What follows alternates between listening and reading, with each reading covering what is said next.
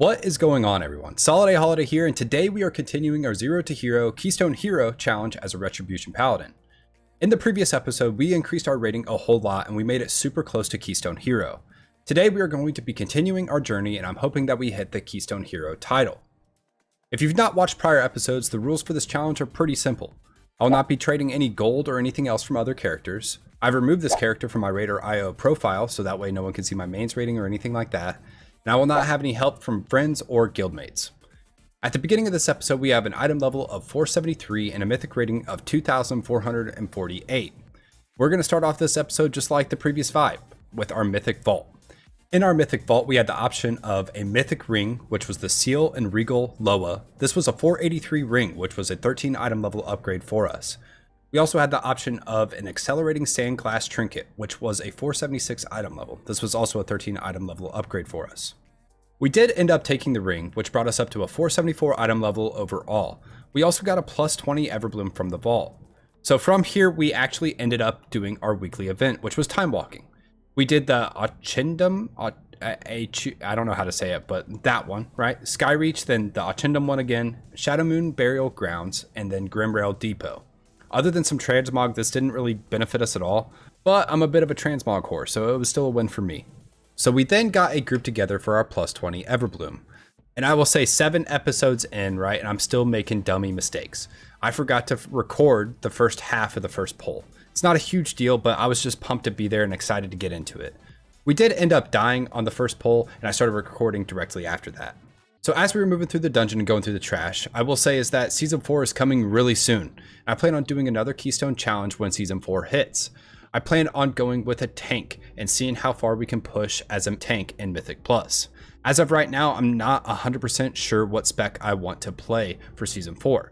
So I want to give you guys the opportunity to help me choose which spec I want to play.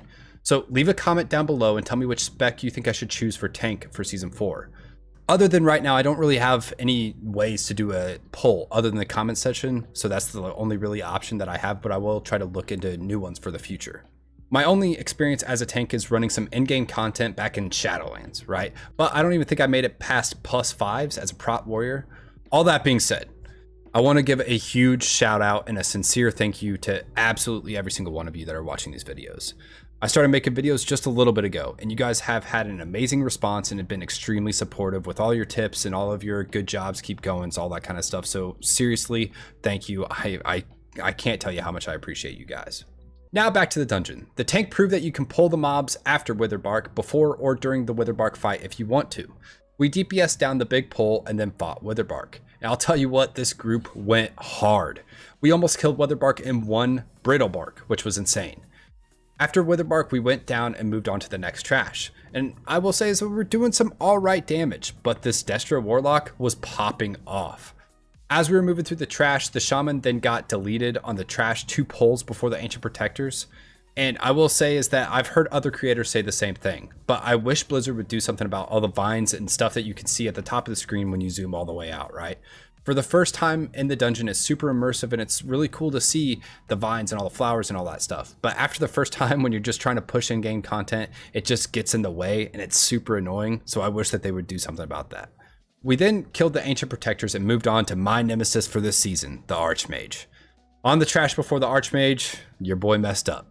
The tank almost died, and I, like the small brain goldfish I am, put Blessing and Protection on him. And if you do know why this is a bad idea, you know what is coming. We almost wiped because I did this.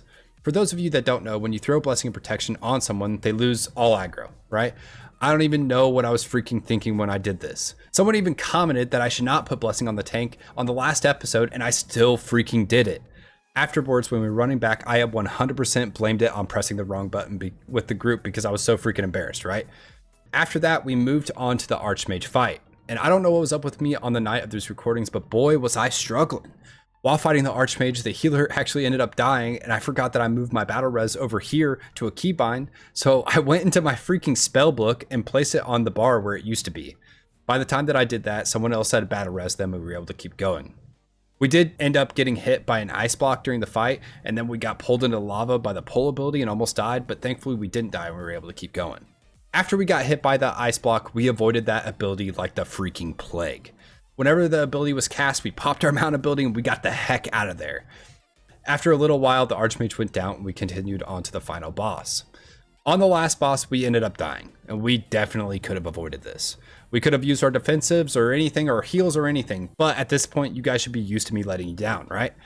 We then killed the final boss, 2-chesting the dungeon. This added 51 to our rating, which put us at freaking 2,499. 1 mythic rating away from Keystone Hero. Like, how is that? How? I was elated and pissed at the same time. How is this possible? Like, we're so close, but like, come on. If I wouldn't have died on the last boss, we probably would have gotten it. So from the chest, we got a plus 22 Dark Heart Thicket. We also upgraded our new and improved ring, which brought us to 474. We then got into a 17 Waycrest Manor and knocked it out as quickly as we could. This added 7 to our total rating. This put us at 2506. And we freaking did it, boys. We finally hit Keystone Hero on our Ret Paladin. I know a lot of people have left comments talking about how this is super easy and whatnot, but this is my second time hitting Keystone Hero since Mythic Dungeons came out. I'm still a little new to endgame and new to pushing higher content, so this is still a huge win for me, and I felt great. It was awesome.